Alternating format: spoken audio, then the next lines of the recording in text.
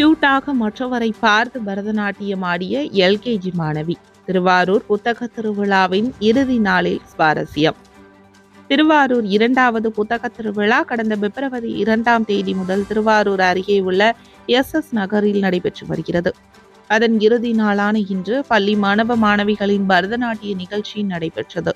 இதில் எல்கேஜி மாணவி ஒருவர் சக மாணவிகளை பார்த்து கியூட்டாக பரதநாட்டியம் ஆடியது அனைவரையும் ரசிக்க வைத்தது.